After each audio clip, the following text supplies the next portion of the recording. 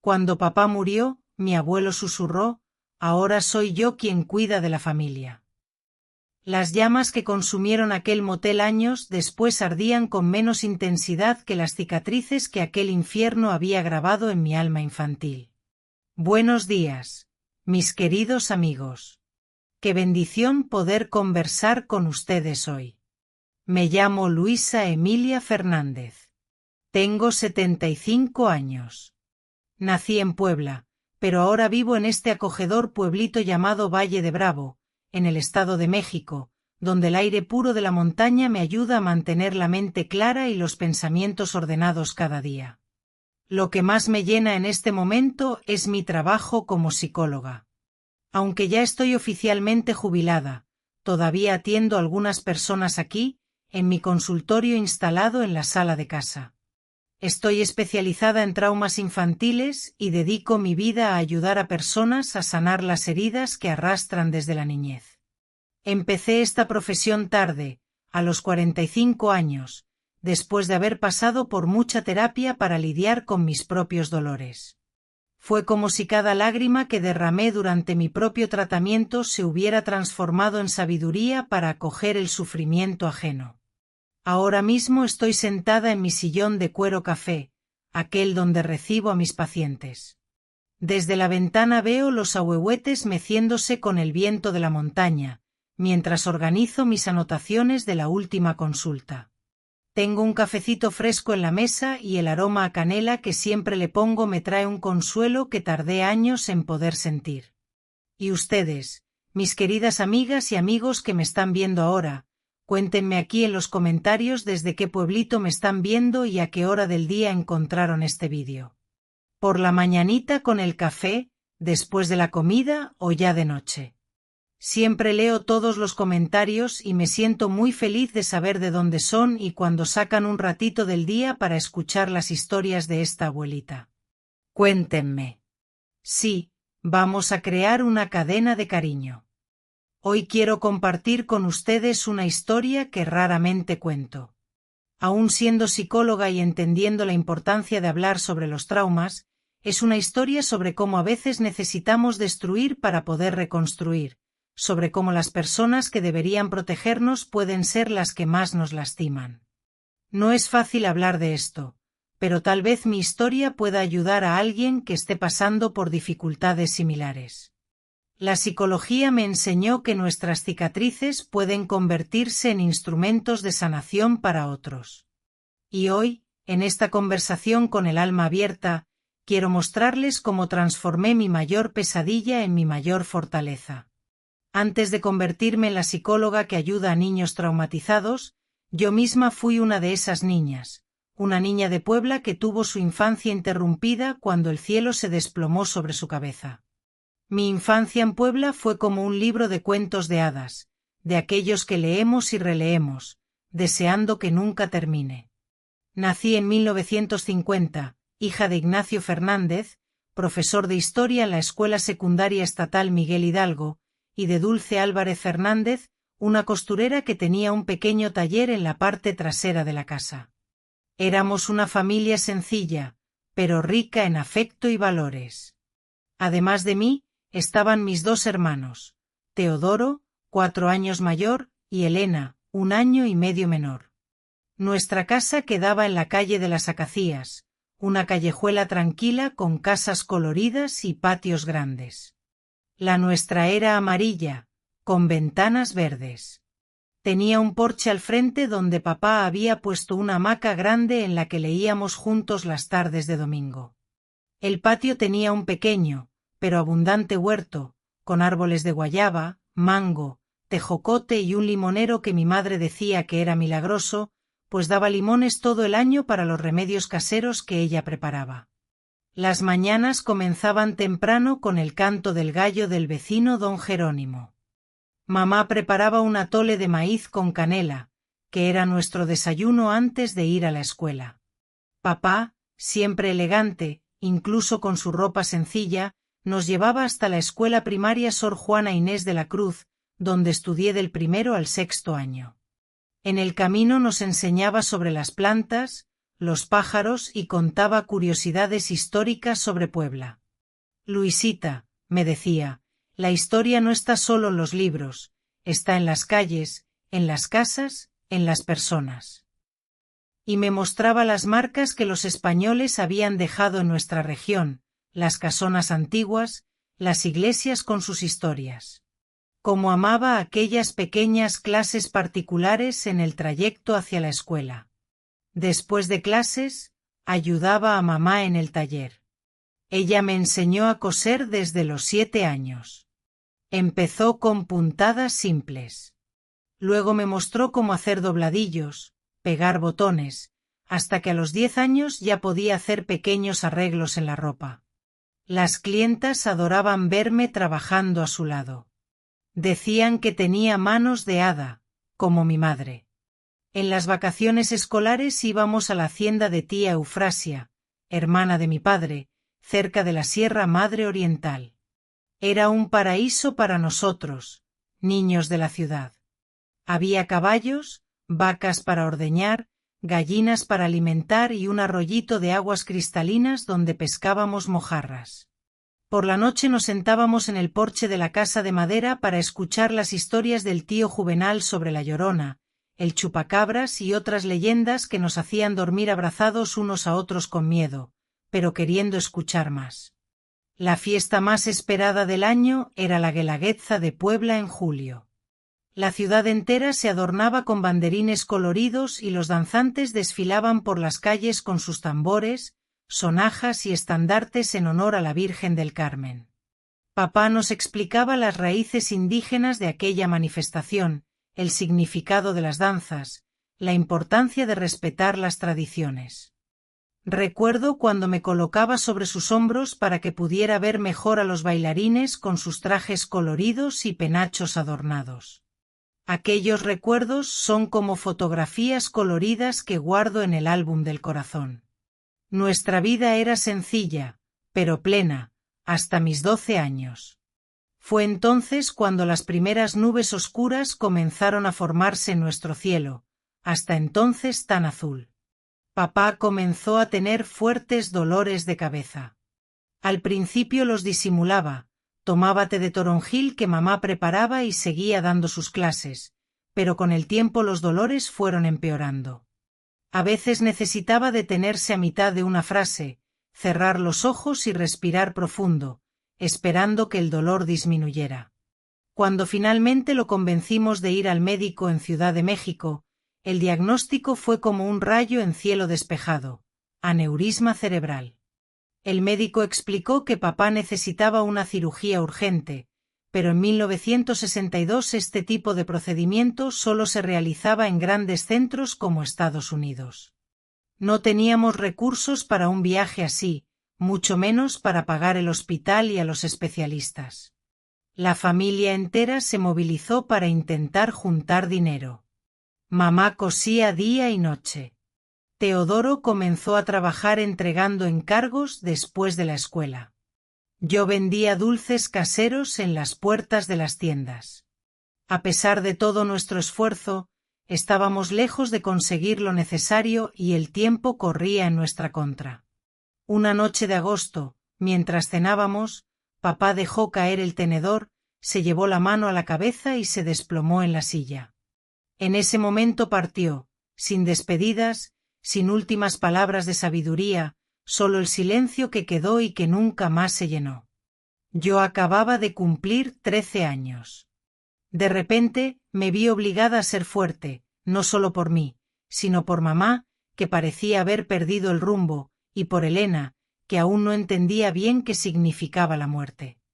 Teodoro, con sus 17 años, asumió el papel de hombre de la casa, pero era apenas un muchacho tratando de parecer un adulto. La muerte de papá dejó más que un vacío emocional. Dejó también un agujero en nuestras finanzas.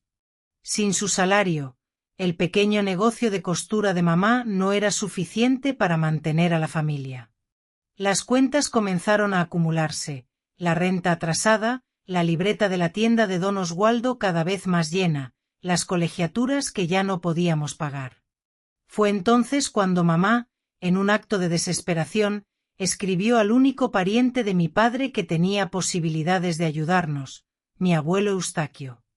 Él vivía en Cuernavaca, una ciudad a algunas horas de Puebla, y era prácticamente un extraño para nosotros. Papá y él se habían distanciado años antes por motivos que nunca fueron claros para nosotros, los niños. Las pocas veces que papá mencionaba a su propio padre, una sombra cruzaba su rostro y cambiaba de tema rápidamente. 3 días después de la carta, mi abuelo Eustaquio apareció en nuestra puerta. Alto, con cabello entrecano, bien arreglado y un traje oscuro impecable, parecía una figura imponente y distante. Traía un maletín de cuero caro y un sobre grueso con dinero que entregó a mi madre sin mucha ceremonia. «Vine a cuidar de la familia de mi hijo», dijo con una voz que parecía amable, pero que de alguna forma me causó un escalofrío en la espalda. En ese momento vi a mi madre llorar de alivio por primera vez desde el entierro de papá. Lo que ella no sabía, lo que ninguno de nosotros podía imaginar, es que ese dinero, que parecía una tabla de salvación, era en realidad el boleto de entrada a mi peor pesadilla. Mi abuelo Eustaquio no tardó en organizar nuestras vidas, como él mismo decía. En apenas una semana pagó todas nuestras deudas, nos inscribió en un colegio privado, el Instituto Santa Rita, y alquiló una casa más grande para nosotros en el barrio Alto de las Lomas, el más elegante de Puebla. Mamá, fragilizada por el luto y por el alivio financiero repentino, se entregó completamente a sus decisiones, como una náufraga que se aferra a cualquier tabla de salvación. «Dulce», le dijo a mi madre aproximadamente un mes después de su llegada, «esta ciudad no ofrece oportunidades para los muchachos. Tengo negocios en Acapulco y una casa grande allá. Deberíamos mudarnos, comenzar de nuevo en un lugar donde el fantasma de Ignacio no esté en cada esquina». Fue así como a los 13 años me vi dejando atrás la ciudad donde nací, las amigas de la escuela, las tardes ayudando a mamá en el taller, las historias que papá contaba sobre cada rincón de aquellas calles. Cada objeto que empacábamos en las cajas de cartón parecía cargar un pedazo de mi infancia que quedaría atrás. Acapulco era muy diferente de Puebla. Conocida por sus playas, era una ciudad que comenzaba a transformarse en un punto turístico, con hoteles y posadas surgiendo por todas partes.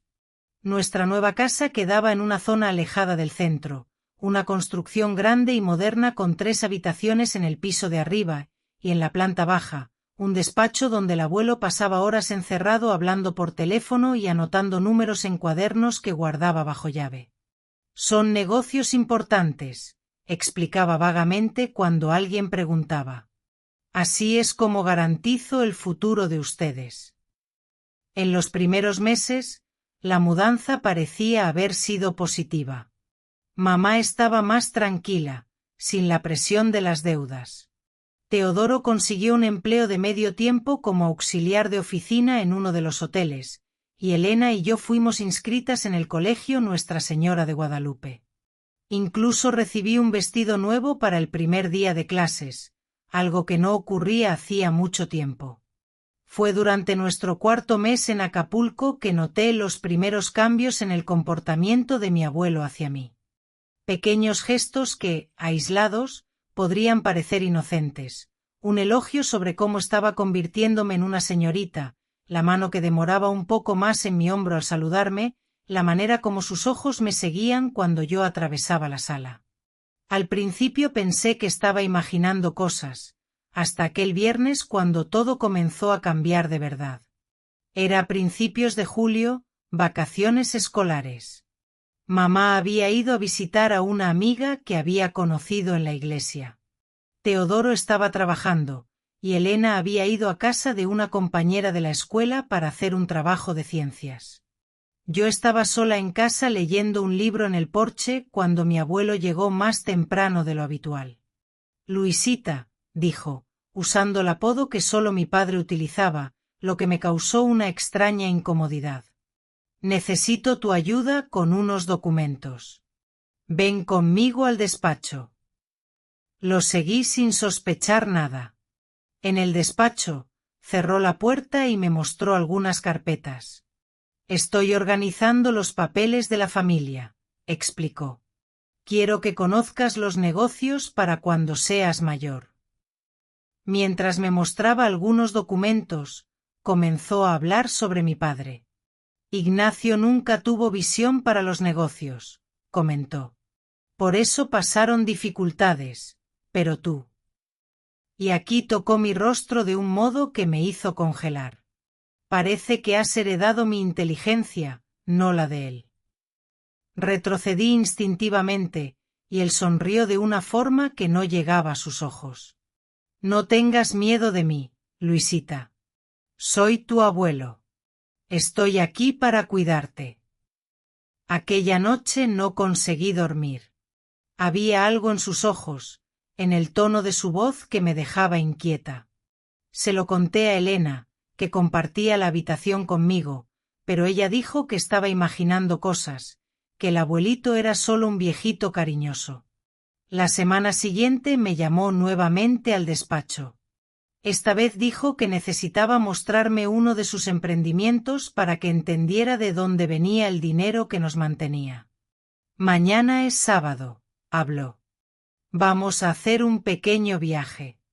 No le cuentes a tu madre. Quiero darle una sorpresa después. El sábado por la mañana entré en su coche, un Ford Galaxy negro reluciente. ¿A dónde vamos, abuelo? Pregunté mientras él conducía por una carretera que salía de la ciudad. A un lugar especial, respondió solamente con aquella media sonrisa que se había vuelto familiar y cada vez más perturbadora. Después de aproximadamente 30 minutos de viaje, entramos en un caminito de tierra que llevaba a una construcción escondida entre árboles. Un letrero discreto decía: descanso del viajero, privacidad y confort. Era un conjunto de pequeñas cabañas separadas unas de otras por jardines bien cuidados, cada una con un garaje individual que impedía que se vieran los coches estacionados. ¿Qué es esto, abuelo? Pregunté aún sintiendo un escalofrío en el estómago. Incluso con 13 años ya había escuchado hablar de moteles, lugares donde las parejas iban para tener privacidad. Es uno de mis negocios, explicó con una naturalidad estudiada. Un lugar para que los viajeros descansen. Tengo una habitación especial aquí donde guardo documentos importantes. Te voy a mostrar. Estacionó el coche en uno de los garajes y me condujo hasta la cabaña número 5. Cuando abrió la puerta, vi un cuarto típico de motel, cama grande, espejos en las paredes, luz indirecta rojiza, un frigobar en la esquina. Nada de documentos ni despacho. Abuelo, dije deteniéndome en la puerta sin querer entrar. No estoy viendo ningún documento aquí. Entra, Luisita, insistió sujetando mi brazo con fuerza. Te explicaré todo adentro. Lo que ocurrió en aquella cabaña número 5 es algo que intenté por años borrar de mi memoria, pero algunas heridas son demasiado profundas para cicatrizar completamente. En aquella mañana de sábado, mientras los pájaros cantaban afuera y el sol de julio entraba por las rendijas de la persiana, conocí un tipo de dolor que ninguna niña debería conocer. Un dolor que no era solo físico, sino que penetraba hasta el alma, destruyendo la confianza, la inocencia, la sensación de seguridad que todo niño merece tener.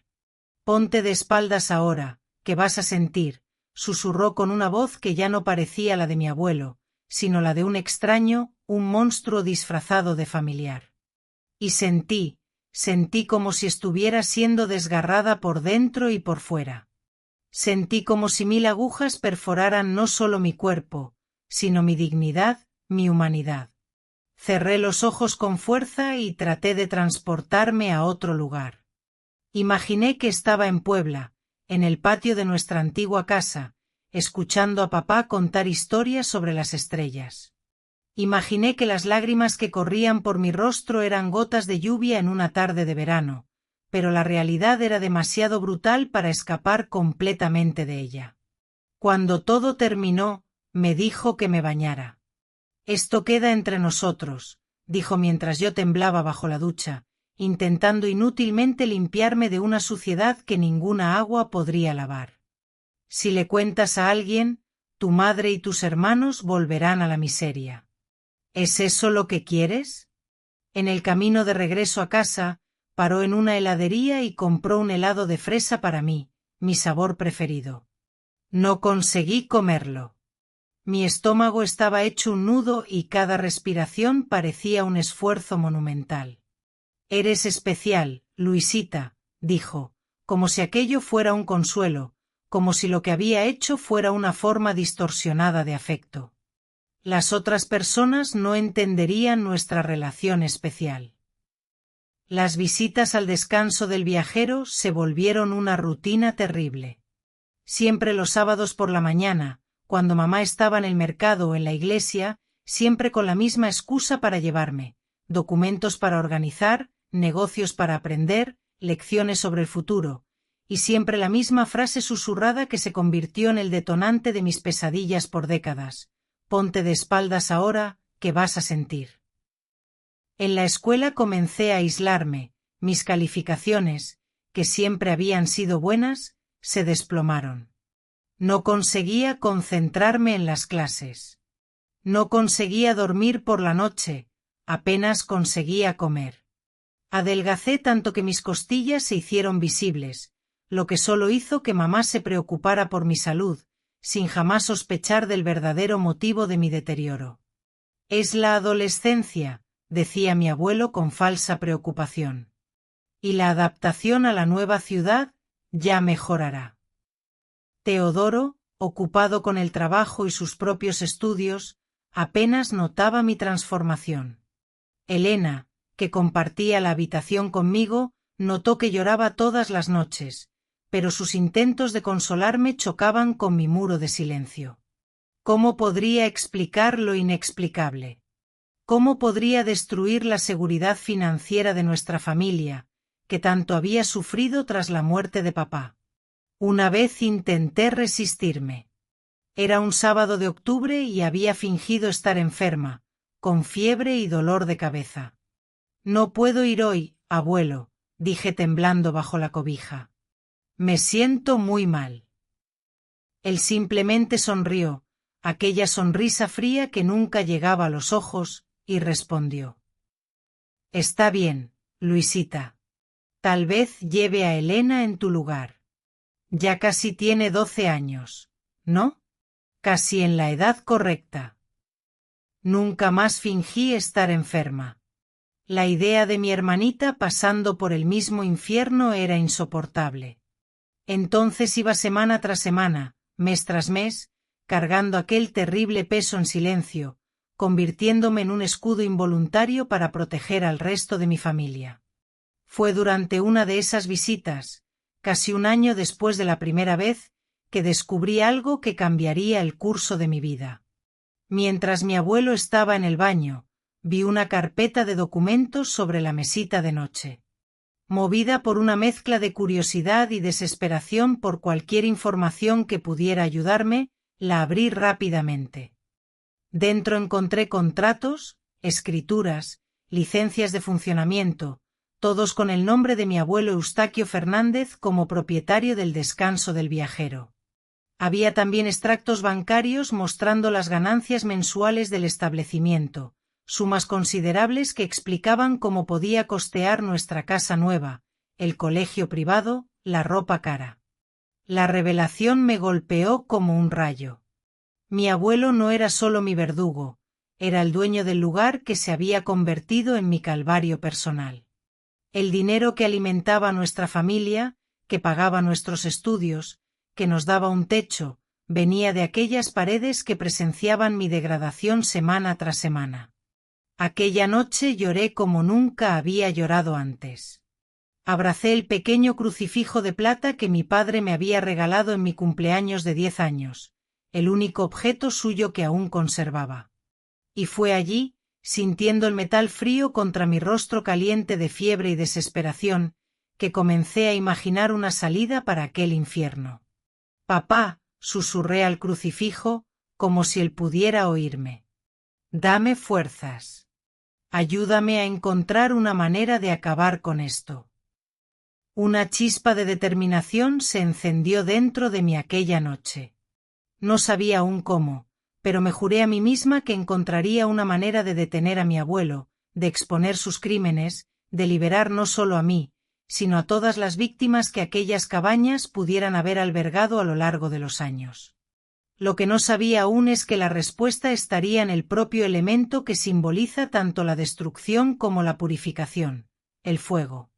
Los meses siguientes fueron como vivir en un cuarto oscuro, donde cada sombra era una amenaza y cada ruido me hacía temblar.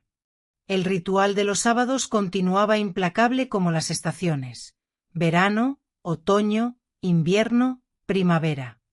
Los árboles alrededor del descanso del viajero cambiaban sus hojas, pero mi destino parecía inmutable como la piedra. A los 15 años ya no era más la niña alegre de Puebla.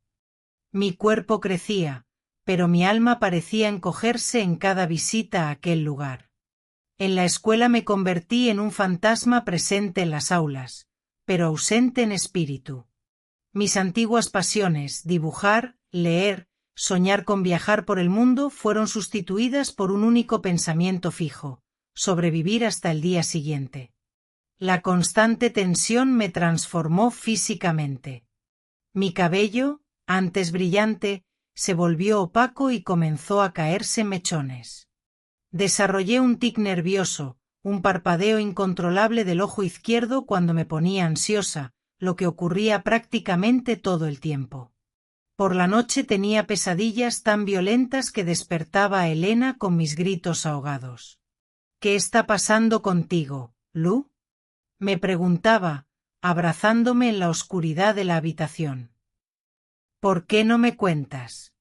Pero, ¿cómo explicar lo inexplicable?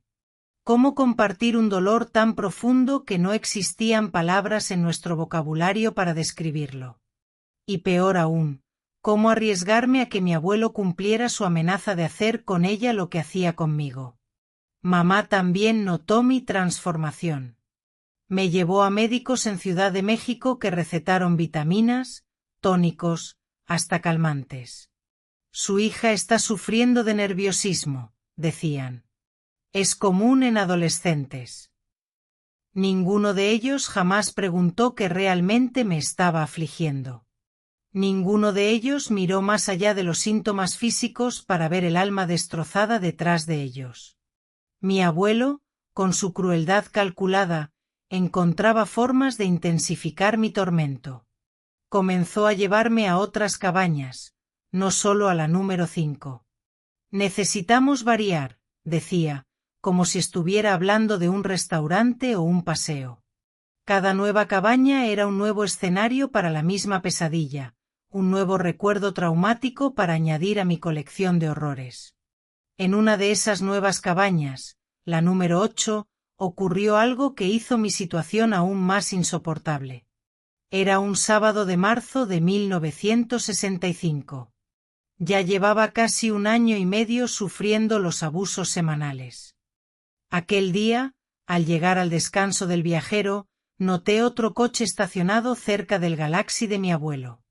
Un hombre de mediana edad conversaba con él afuera de la cabaña. Luisita, mi abuelo me llamó. Ven a conocer a mi amigo Clemente. Es socio en algunos de mis negocios. Me acerqué reticente, con la cabeza baja, sintiendo la mirada del extraño, evaluándome como si fuera mercancía. Mi abuelo colocó la mano en mi hombro, apretando con fuerza suficiente para impedirme huir. ¿No es una belleza, mi nieta?, dijo con un orgullo enfermizo en la voz. Ciertamente, respondió el hombre con una sonrisa que me heló hasta los huesos. Tenías razón, Eustaquio, es especial. No entendí inmediatamente lo que estaba ocurriendo. Solo cuando mi abuelo me empujó dentro de la cabaña y el hombre nos siguió cerrando la puerta tras sí, la realidad me golpeó con una claridad terrible. Mi abuelo iba a... Cuando papá falleció, mi abuelo murmuró con voz apenas audible: ahora soy yo quien velará por esta familia. Las llamaradas que devoraron aquel motel años después, por muy voraces que fuesen, no se comparaban con las cicatrices profundas que aquel infierno había grabado a fuego en mi alma de niña. Buenos días, mis queridos amigos virtuales. Qué alegría inmensa poder compartir este momento con ustedes. Mi nombre es Luisa Emilia Fernández. Cuento con 75 años bien vividos. Nací en la hermosa Puebla, pero hoy resido en este encantador pueblito llamado Valle de Bravo, en el corazón del Estado de México, donde el aire puro de la montaña me regala claridad mental y serenidad en cada amanecer. En este momento de mi vida, lo que más me llena de satisfacción es mi vocación como psicóloga. Aunque oficialmente me he jubilado, aún dedico tiempo a atender a algunas personas en mi consultorio, un espacio acogedor que he dispuesto en la sala de mi hogar. Especializada en el acompañamiento de traumas infantiles, consagro mis días a ayudar a mis pacientes a sanar esas heridas profundas que arrastran desde su niñez. Comencé a ejercer esta profesión relativamente tarde, a los 45 años, luego de transitar un largo proceso de terapia personal para poder lidiar con mis propios dolores. Fue como si cada lágrima derramada durante mi sanación se hubiera transformado en una fuente de sabiduría para acoger y comprender el sufrimiento ajeno. En este preciso instante, me encuentro sentada en mi sillón de cuero color café, ese mismo que recibe a mis pacientes con calidez.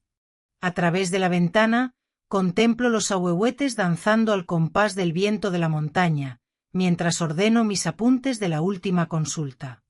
Una taza de café fresco reposa sobre la mesa, y el aroma embriagador de la canela que siempre le añado me brinda un consuelo que tardé años en descubrir. Y ustedes, mis queridos amigos que me siguen a través de la pantalla, los invito a compartir en los comentarios desde qué rincón del mundo me están viendo y en qué momento del día se toparon con este vídeo. ¿Fue durante la calma de la mañana junto a una taza de café, después de la comida o ya en la quietud de la noche? Siempre leo con atención cada uno de sus mensajes y me llena de alegría saber de dónde son y cómo se hacen un espacio en su día para escuchar las historias de esta abuelita. Anímense a contármelo. Les propongo crear juntos una cadena de afecto. Hoy quiero abrir mi corazón y compartir con ustedes una historia que rara vez me atrevo a narrar. A pesar de ser psicóloga y comprender profundamente la importancia de hablar sobre los traumas, esta es una historia sobre cómo, en ocasiones, es necesario destruir para poder reconstruir, sobre cómo aquellos que deberían ser nuestros protectores pueden convertirse en quienes más daño nos causan. No resulta sencillo revivir estos recuerdos, pero confío en que mi experiencia pueda brindar consuelo y esperanza a alguien que esté atravesando circunstancias similares. La psicología me enseñó que nuestras cicatrices pueden transformarse en herramientas de sanación para otros. Y hoy, en esta conversación íntima y sincera, anhelo mostrarles cómo logré convertir mi peor pesadilla en mi mayor fortaleza. Antes de convertirme en la psicóloga que asiste a niños traumatizados, yo misma fui una de esas niñas, una niña nacida en Puebla a quien le arrebataron la inocencia cuando el mundo se derrumbó sobre su cabeza. Mi infancia en Puebla se asemejaba a un libro de cuentos de hadas, esos que leemos una y otra vez, deseando que nunca lleguen a su fin. Nací en el año 1950, fruto del amor entre Ignacio Fernández, un apasionado profesor de historia en la Escuela Secundaria Estatal Miguel Hidalgo, y Dulce Álvarez Fernández, una talentosa costurera que había instalado un pequeño taller en la parte trasera de nuestra casa. Éramos una familia modesta, pero inmensamente rica en cariño y valores. Además de mí, la completaban mis dos hermanos, Teodoro, 4 años mayor, y Elena, 1 año y medio menor que yo. Nuestro hogar se ubicaba en la calle de las Acacias, una tranquila callejuela adornada con casas coloridas y patios espaciosos. La nuestra lucía un vibrante color amarillo, con ventanas pintadas de verde. En el porche delantero, papá había colgado una hamaca grande, en la que solíamos compartir lecturas en las tardes de domingo. El patio trasero albergaba un pequeño, pero exuberante huerto, con árboles de guayaba, mango, tejocote y un limonero que mi madre consideraba milagroso, ya que producía limones durante todo el año para sus remedios caseros. Las mañanas comenzaban con el despertar del sol y el canto melodioso del gallo de nuestro vecino, don Jerónimo. Mamá preparaba un delicioso atole de maíz con canela, que se convertía en nuestro desayuno reconfortante antes de partir hacia la escuela. Papá, siempre impecable en su vestir, aunque su ropa fuese sencilla, nos acompañaba hasta la escuela primaria Sor Juana Inés de la Cruz, donde cursé mis estudios desde primero hasta sexto grado. En el camino, nos instruía sobre las plantas y los pájaros, y nos compartía curiosidades históricas acerca de Puebla. Luisita, me decía con cariño, la historia no se encuentra únicamente en los libros, sino que reside en las calles, en las casas, en las personas. Y con paciencia me señalaba las huellas que los españoles habían dejado en nuestra región, las casonas antiguas, las iglesias imponentes con sus relatos fascinantes. Cuánto disfrutaba esas clases particulares improvisadas en nuestro trayecto diario a la escuela.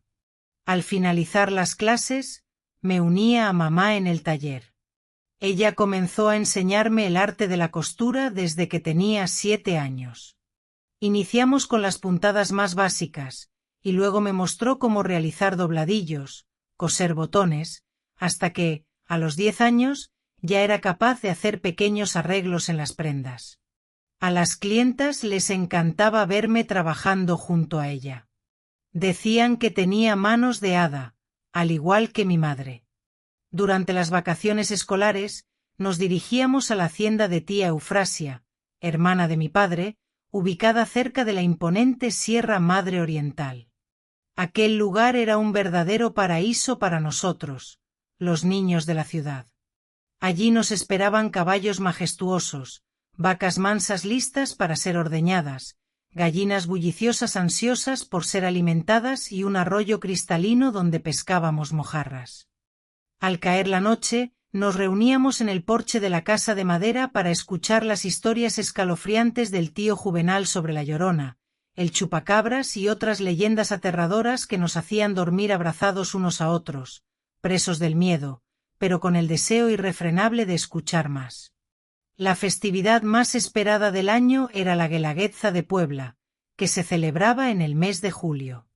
La ciudad entera se engalanaba con banderines multicolores, y los danzantes desfilaban por las calles al son de tambores, sonajas y estandartes, rindiendo honores a la Virgen del Carmen. Papá nos explicaba con detalle las raíces indígenas de aquella manifestación cultural, el significado profundo de cada danza y la importancia de honrar y preservar nuestras tradiciones. Recuerdo con nitidez cuando me alzaba sobre sus hombros para que pudiera apreciar mejor a los bailarines ataviados con sus trajes vibrantes y sus penachos adornados. Esos recuerdos preciosos son como fotografías a todo color que atesoro en el álbum de mi corazón. Nuestra vida era sencilla, pero plena y feliz, hasta que cumplí 12 años. Fue en ese momento cuando las primeras nubes sombrías comenzaron a formarse en nuestro cielo, que hasta entonces había sido de un azul radiante. Papá empezó a sufrir fuertes dolores de cabeza. Al principio, intentaba disimularlos, recurriendo a tés de toronjil que mamá preparaba con esmero, y continuaba impartiendo sus clases con dedicación. Sin embargo, con el paso del tiempo, los dolores se intensificaron, volviéndose cada vez más incapacitantes. En ocasiones, necesitaba interrumpir su discurso a mitad de una frase, cerrar los ojos con fuerza y respirar profundamente, esperando que el dolor amainara. Cuando finalmente logramos convencerlo de que consultara a un médico en la Ciudad de México, el diagnóstico fue como un rayo que cayó en un día soleado: aneurisma cerebral. El médico nos explicó con seriedad que papá requería una cirugía urgente, pero en el año 1962 este tipo de procedimiento solo se realizaba en grandes centros médicos, como los de Estados Unidos. Lamentablemente, no contábamos con los recursos económicos necesarios para costear un viaje de esa magnitud, mucho menos para cubrir los gastos del hospital y los honorarios de los especialistas. Toda la familia se movilizó en un esfuerzo desesperado por reunir el dinero necesario. Mamá cosía incansablemente día y noche. Teodoro comenzó a trabajar entregando encargos después de la escuela. Yo me dedicaba a vender dulces caseros en las puertas de las tiendas. A pesar de nuestros esfuerzos conjuntos, estábamos lejos de alcanzar la suma requerida, y el tiempo corría implacablemente en nuestra contra. Una noche de agosto, mientras compartíamos la cena, papá dejó caer el tenedor de manera repentina, se llevó la mano a la cabeza y se desplomó sobre la silla. En ese instante, nos dejó para siempre, sin despedidas, sin últimas palabras de sabiduría, dejando tras de sí un silencio abrumador que jamás volvería a ser llenado. Yo acababa de cumplir 13 años.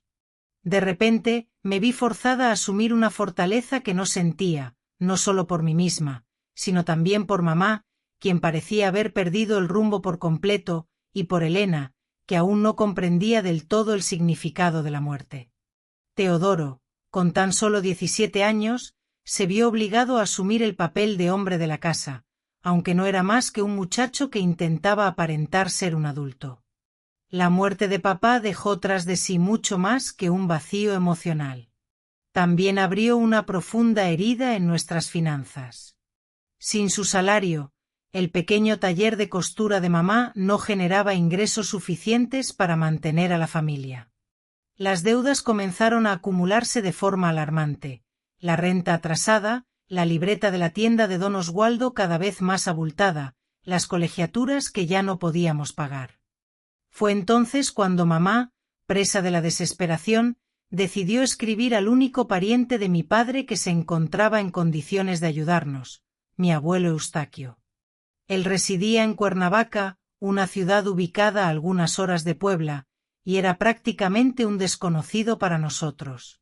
Papá y él se habían distanciado años atrás por motivos que nunca llegaron a esclarecerse ante nuestros ojos infantiles.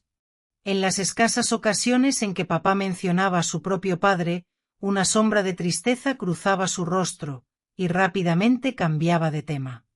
3 días después de haber enviado la carta, mi abuelo Eustaquio se presentó en nuestra puerta. Alto, con cabello entrecano peinado con esmero y un traje oscuro impecable, emanaba una presencia imponente y distante. Portaba un maletín de cuero de alta calidad y un sobre abultado con dinero, que entregó a mi madre sin mayores ceremonias. «He venido a hacerme cargo de la familia de mi hijo», pronunció con una voz que pretendía ser amable, pero que compartir su propiedad con otro depredador. «No, abuelo», supliqué con las lágrimas ya corriendo a raudales por mi rostro. «Por favor, no hagas esto». «Calma, Luisita», respondió con aquella falsa dulzura que yo ya conocía muy bien. «Clemente solo quiere conocerte mejor. Es un amigo importante. Lo necesitamos para nuestros negocios». Lo que siguió fue una tortura aún peor, si cabe, que todas las anteriores. 2 monstruos en vez de uno solo. 2 voces susurrando órdenes asquerosas, 2 pares de manos dejando marcas invisibles, pero imborrables, en mi alma. Cerré los ojos con todas mis fuerzas y me transporté lejos, muy lejos, a un lugar imaginario donde no existían cabañas mugrientas, ni moteles de mala muerte, ni abuelos perversos, ni amigos de negocios turbios. Un lugar donde yo era apenas una niña de 15 años, inocente y completa, antes de que me robaran todo. Cuando todo terminó y volvimos a casa, yo estaba hecha pedazos, destrozada no solo emocionalmente, sino también físicamente. Dolores que no había sentido antes, un sangrado que no paraba, un horror que me calaba los huesos. Me encerré en el baño durante horas y horas tratando desesperadamente de detener la hemorragia, llorando en silencio para que nadie me oyera, para que nadie supiera. Elena golpeó la puerta preocupada. «Lu, ¿estás bien? ¿Llevas tanto tiempo ahí dentro?» «Sí», mentí con la voz temblorosa y entrecortada. «Solo estoy indispuesta, cosas de mujeres». Aquella noche me vino una fiebre altísima, violenta, como si mi cuerpo estuviera ardiendo por dentro. Deliré llamando desesperadamente a mi padre, implorando que me salvara de aquel infierno. Mamá, muy asustada, llamó a un médico que diagnosticó una infección, recetó antibióticos y reposo absoluto. Mi abuelo, el hipócrita, fingió una gran preocupación, sentándose al lado de mi cama, tomando mi mano delante de los demás. Todo estará bien, mi querida, decía con una voz melosa y una mirada torva, mientras sus ojos me enviaban un mensaje claro y escalofriante. Esto es lo que pasa cuando no colaboras. La fiebre pasó, pero algo profundo dentro de mí había cambiado para siempre. Una chispa de rabia oscura comenzó a crecer, mezclándose peligrosamente con el miedo paralizante y la vergüenza lacerante. Comencé a entender, por fin, que mi abuelo no tenía límites de ninguna clase, que la situación solo empeoraría con el tiempo, que tal vez un día él decidiría que Elena también era especial, que mi hermana correría la misma suerte que yo. Fue en ese punto exacto cuando comencé a pensar seriamente en escapar, en huir lo más lejos posible. Ahorré cada centavo que conseguía, por pequeño que fuera. Monedas olvidadas en los bolsillos, el cambio de las compras, incluso un billete de 5 pesos raído y sucio que encontré tirado en la calle. Escondía el dinero dentro del relleno de un osito de peluche viejo y despeluchado, planeando juntar lo suficiente para un pasaje de autobús a cualquier lugar que estuviera lejos de allí, muy lejos. Pero, ¿a dónde iría?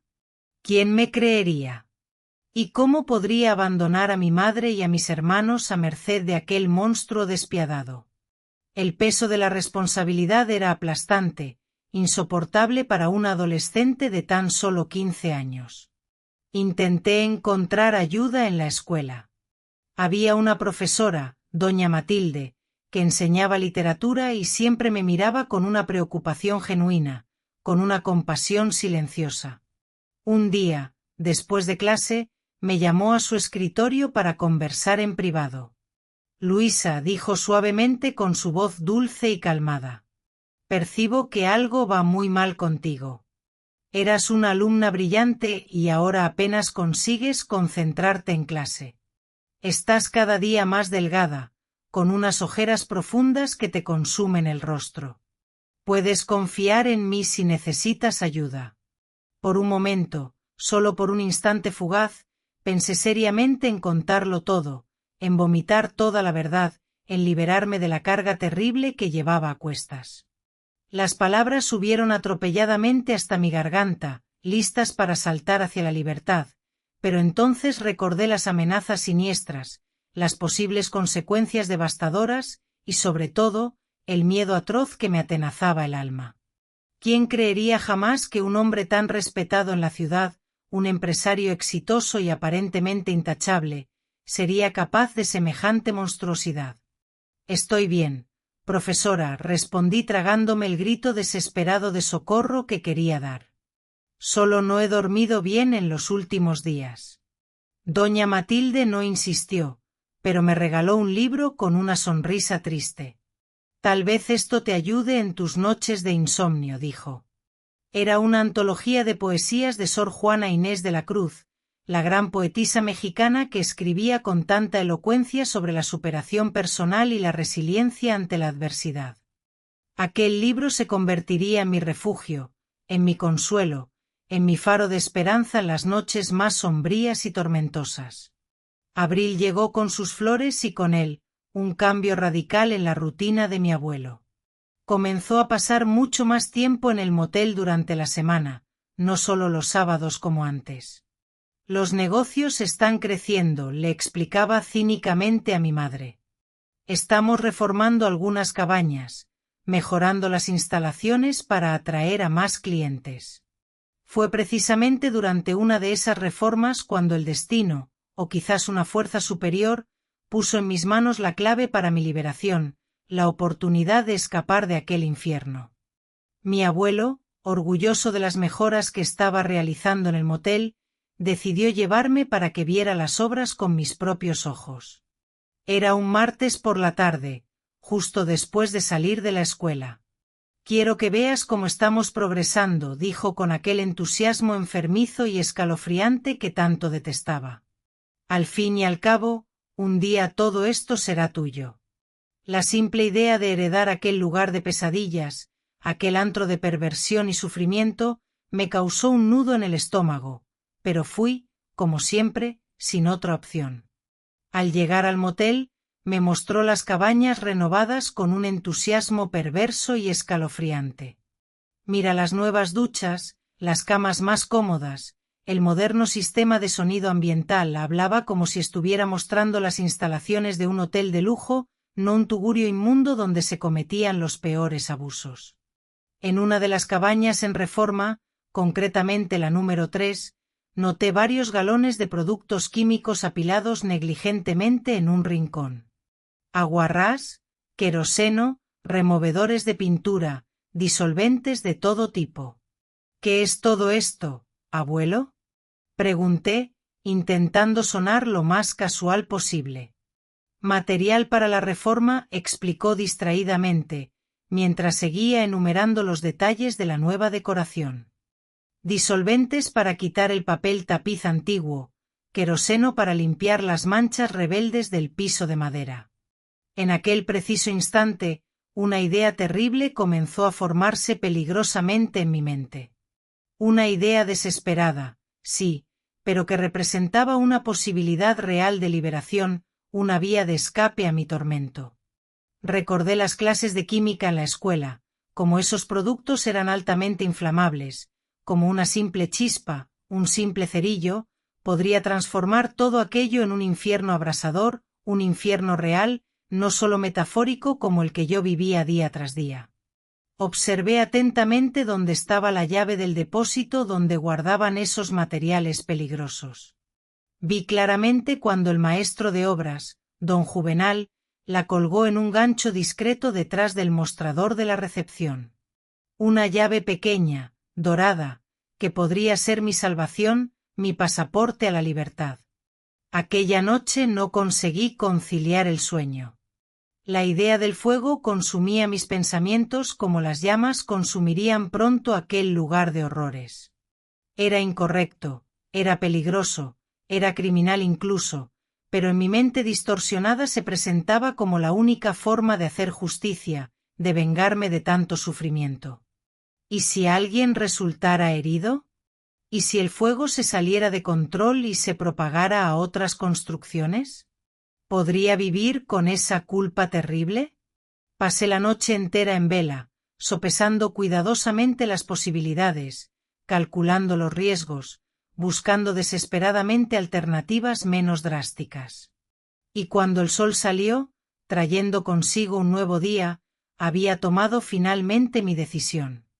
No sabía aún exactamente cómo lo haría, pero sabía con certeza que el fuego que por tanto tiempo había quemado dentro de mí, consumiendo mi infancia y mi inocencia, pronto encontraría una expresión tangible en las llamas furiosas que consumirían el descanso del viajero. Mayo llegó con un calor inusual para esa época del año en Acapulco, un calor sofocante que parecía reflejar el fuego abrasador que crecía imparablemente dentro de mí, ya no solo de dolor lacerante y vergüenza paralizante, sino ahora también de una determinación feroz y una voluntad inquebrantable. Durante semanas observé sigilosamente la rutina del motel, memoricé horarios, estudié con atención el movimiento constante de huéspedes y empleados. En cada visita forzada grababa mentalmente hasta el más mínimo detalle. La ubicación exacta de los extintores, la disposición estratégica de las salidas de emergencia, los momentos del día en que había menos movimiento de personas. En mi cuaderno escolar, disfrazados ingeniosamente como apuntes de clases, registré meticulosamente todos los datos relevantes. Entre ecuaciones matemáticas aparentemente inofensivas escondí los horarios detallados del cambio de turnos de los empleados. En los márgenes de los textos de historia dibujé pequeños mapas detallados de las cabañas.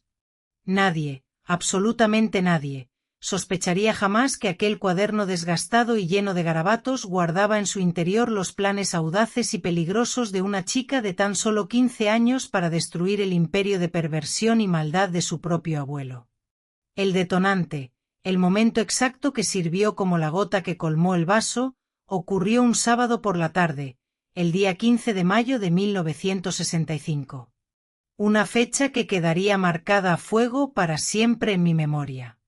Aquella mañana mi abuelo me recogió más temprano de lo habitual, con una sonrisa en los labios que presagiaba lo peor. «Tenemos un compromiso importante hoy», dijo con aquella sonrisa fría y depredadora que yo ya conocía tan bien. Algo en su tono de voz, un entusiasmo enfermizo y escalofriante, hizo que mi estómago se revolviera con más fuerza que de costumbre. Al llegar al descanso del viajero, no me llevó a ninguna de las cabañas habituales, sino a una diferente, la número 12, la más apartada de todas, casi escondida entre los árboles frondosos. Cuando abrió la puerta, comprobé con horror que no estábamos solos. 3 hombres, todos de mediana edad y con rostros sombríos, esperaban sentados en sillones dispuestos en semicírculo. Reconocí de inmediato a uno de ellos, Clemente, el socio de mi abuelo, que ya había participado en mi tormento en ocasiones anteriores. Los otros 2 eran completos extraños para mí, pero tenían la misma mirada lasciva y depredadora que ya había aprendido a identificar y, sobre todo, a temer profundamente.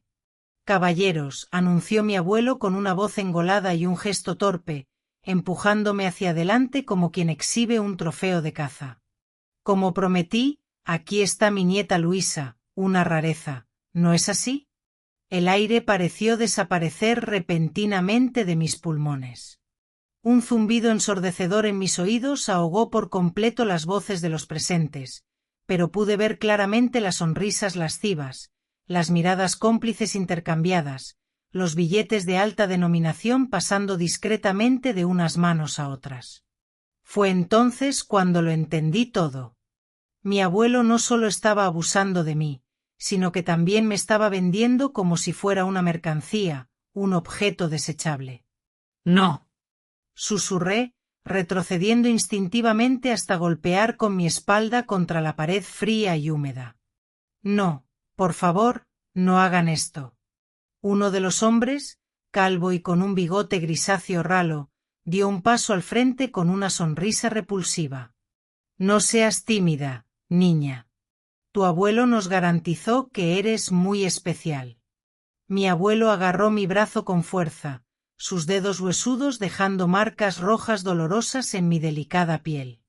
«Compórtate, Luisita», susurró con una amenaza clara y escalofriante en su voz ronca. «Recuerda a tu madre, a tus hermanos pequeños. Piensa en lo que les ocurrirá si no colaboras». En aquel preciso momento, algo profundo dentro de mí se quebró irremediablemente. No un quiebre de derrota o rendición, sino un quiebre de claridad cristalina, de lucidez repentina. Vi mi futuro desarrollarse ante mis ojos como una película de terror, años y años siendo usada, vendida y destruida poco a poco. Y después, cuando fuera demasiado mayor y ya no sirviera para sus propósitos, tal vez mi hermana Elena tomaría mi lugar, el ciclo vicioso continuaría sin fin. «Necesito ir al baño», dije, intentando desesperadamente controlar el temblor incontrolable en mi voz. «Sé rápida», ordenó mi abuelo, señalando con el dedo índice una puerta al lado. En el pequeño y claustrofóbico baño de la cabaña número 12 miré fijamente mi propio reflejo desolado en el espejo polvoriento. Una chica demasiado delgada, demasiado pálida, con unos ojos hundidos y sombríos que parecían pertenecer a alguien mucho mayor, a alguien que había vivido demasiadas cosas terribles. Aquella no era yo, era apenas una cáscara vacía de lo que había sido, una sombra fantasmal de mi antigua alegría. Y fue allí, en aquel momento crucial de confrontación conmigo misma, cuando tomé mi decisión final, irrevocable. Abrí sigilosamente la ventana del baño, pequeña y estrecha, pero lo suficientemente grande para que cupiera una adolescente esquelética como en lo que me había convertido. Con una última mirada rápida hacia la puerta cerrada, salí ágilmente por la ventana, cayendo torpemente en la maleza alta y espinosa detrás de la cabaña. Corrí como nunca había corrido antes en mi vida, con el corazón latiendo tan fuerte en mi pecho que parecía querer escapar de mi cuerpo. No huí del motel en sí. Ese no era mi plan inicial. En vez de eso, bordeé sigilosamente las cabañas, manteniéndome agazapada y oculta entre los árboles frondosos hasta llegar a la parte trasera de la recepción. Sabía perfectamente que los sábados, durante la hora del almuerzo, solo un empleado se quedaba atendiendo el mostrador. El joven Arnaldo, que frecuentemente salía a fumar a escondidas detrás del edificio, dejando la recepción completamente vacía durante algunos minutos preciosos. Esperé pacientemente agachada entre los arbustos, observando atentamente como había previsto. Pronto Arnaldo apareció con un cigarrillo encendido entre los dedos, caminando despreocupadamente hacia su escondite habitual detrás del edificio. Era mi oportunidad, tal vez la única que tendría. Entré sigilosamente por la puerta trasera, con el corazón martilleando salvajemente en mi pecho y las manos temblorosas como hojas. La recepción estaba vacía, exactamente como había esperado. Corrí silenciosamente hasta el mostrador y con dedos ágiles tomé la pequeña llave dorada del gancho escondido. Enseguida me dirigí al depósito en la parte trasera, con la respiración entrecortada. La cerradura cedió fácilmente y allí estaba, al fin, el arsenal químico que alimentaría mi liberación, que encendería la chispa de mi venganza. Galones de aguarrás, latas de queroseno, disolventes de todo tipo.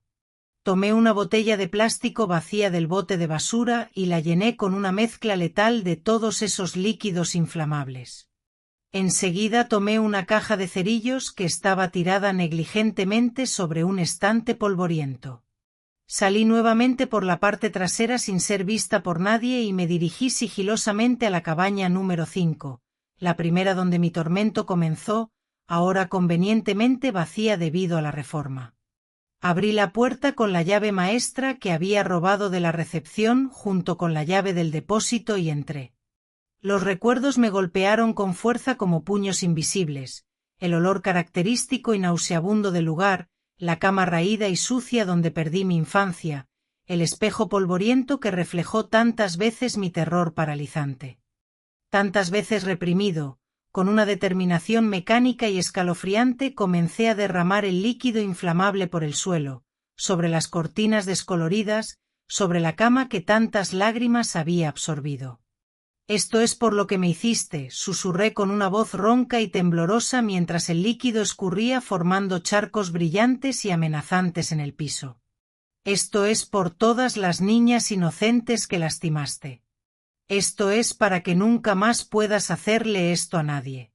Salí rápidamente de la cabaña dejando un rastro evidente del líquido inflamable hasta la puerta.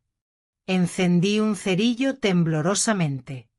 Observé la pequeña llama a bailar caprichosamente por un momento, tan frágil y aparentemente inofensiva, y aún así tan poderosa y destructiva.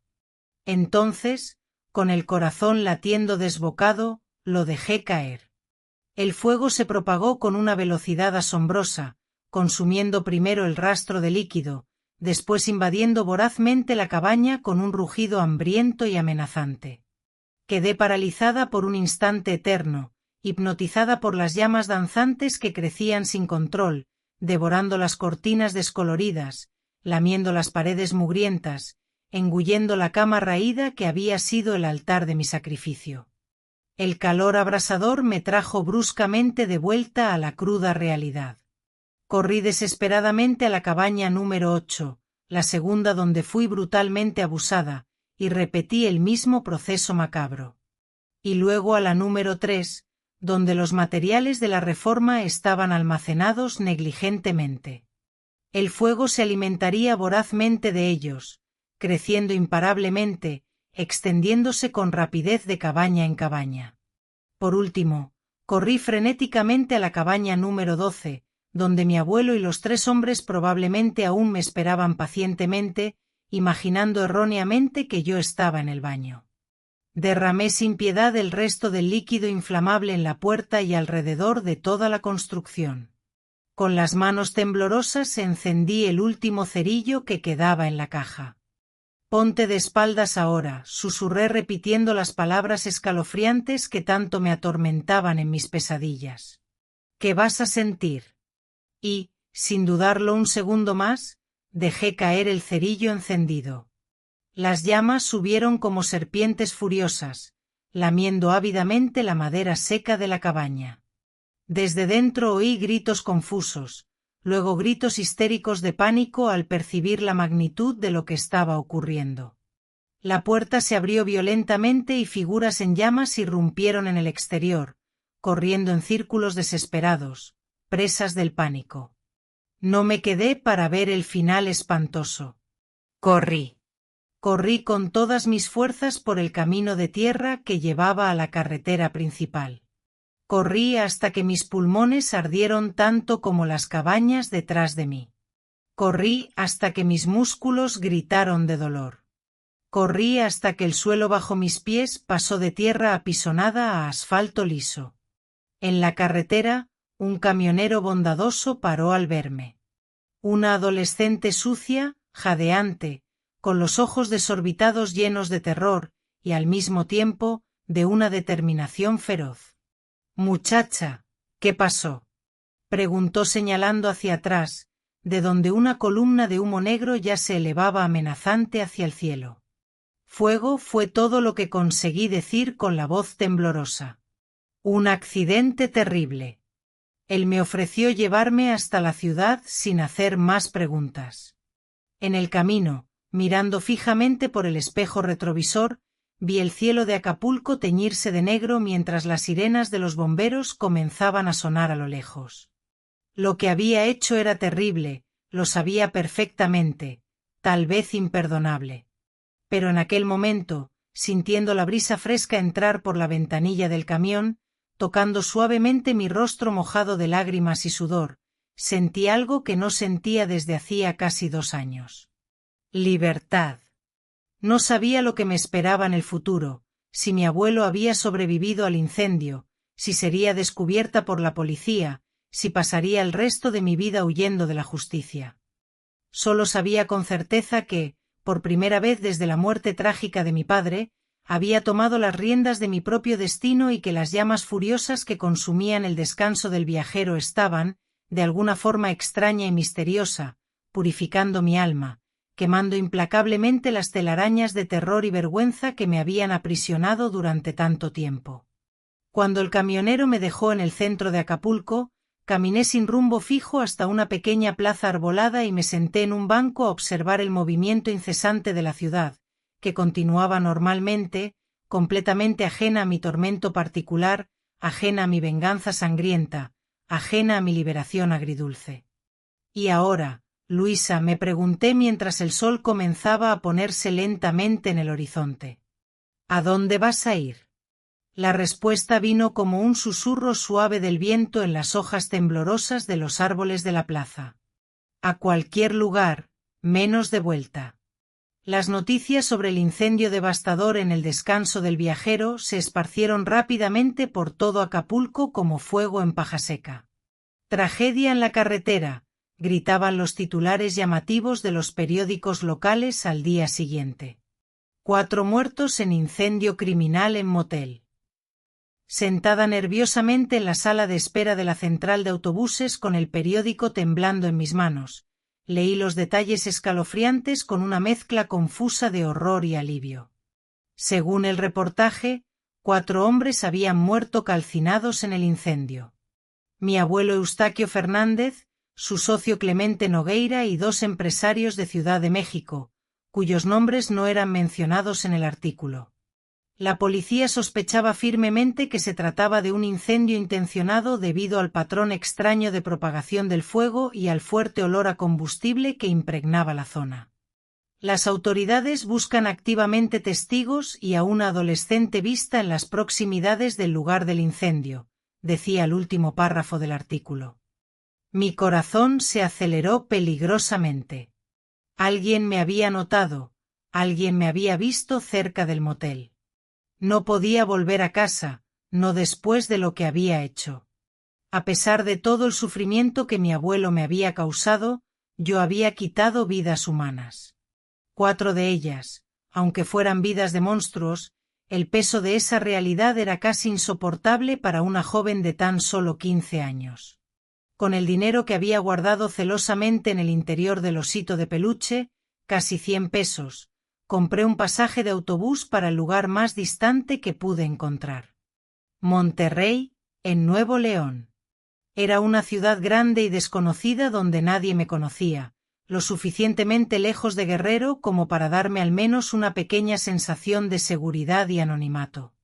Durante el largo viaje en autobús, que duró casi 2 días enteros con varias conexiones incómodas, tuve mucho tiempo para pensar en qué sería de mi familia. Mi madre, Teodoro, Elena, ¿estarían sufriendo por mi repentina desaparición? ¿Sospecharían del involucramiento de mi abuelo en el incendio?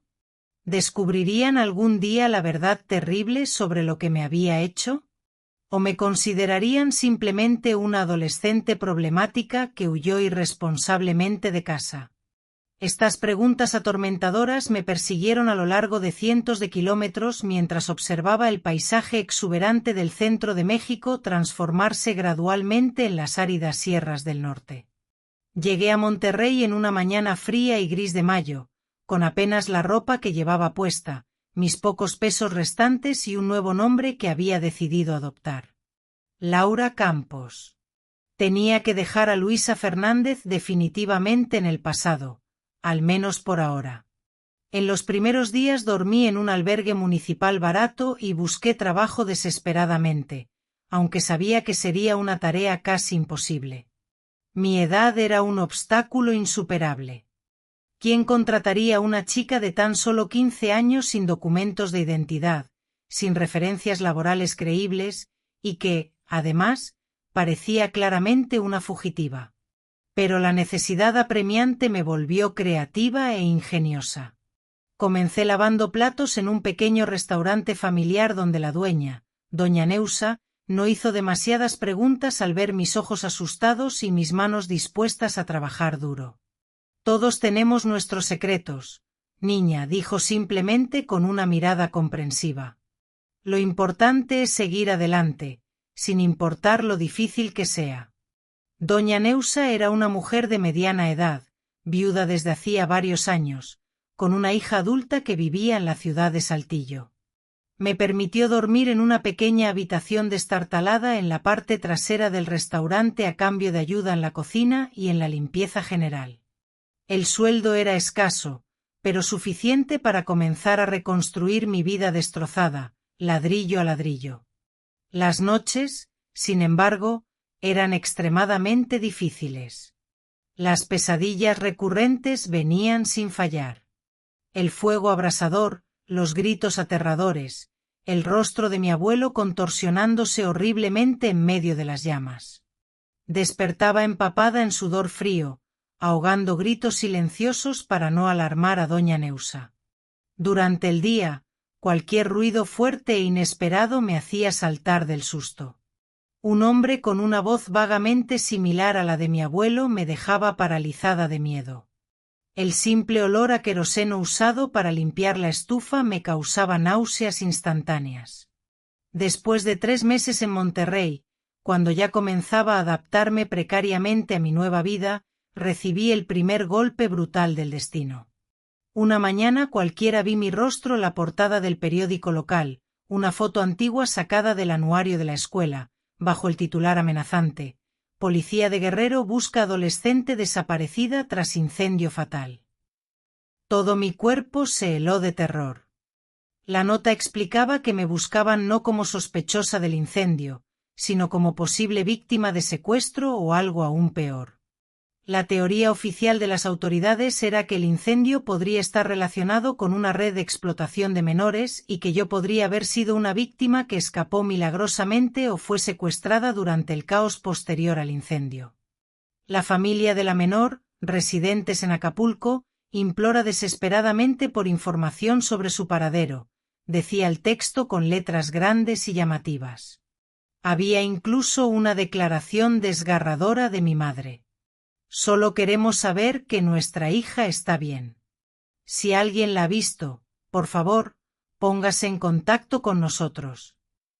Lloré desconsoladamente al leer aquellas palabras llenas de dolor y desesperación. Mamá estaba sufriendo terriblemente y yo era la causa principal de su sufrimiento. Pero, ¿cómo podía volver a casa? ¿Cómo podía explicar lo que había ocurrido sin revelar la verdad espantosa sobre mi abuelo, sin incriminarme a mí misma por el incendio? Aquella misma tarde tomé una decisión trascendental que cambiaría una vez más el curso incierto de mi vida. Escribí una carta a mi madre. No conté toda la verdad, eso era absolutamente imposible, pero dije lo suficiente para aliviar su sufrimiento. Querida mamá, estoy bien y segura. No puedo volver ahora y tal vez no pueda hacerlo por mucho tiempo. Hay cosas terribles sobre el abuelo Eustaquio que no sabes, cosas demasiado horribles para ponerlas por escrito en esta carta.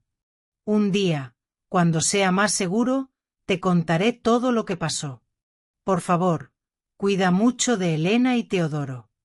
Diles que los amo con todo mi corazón y que sepan que, aunque esté lejos, siempre estás en mi corazón. Con amor, tu hija. Envié la carta a una dirección segura en Guadalajara, pidiendo a un contacto de confianza de doña Neusa que la mandara desde allí para dificultar que la policía rastreara mi paradero.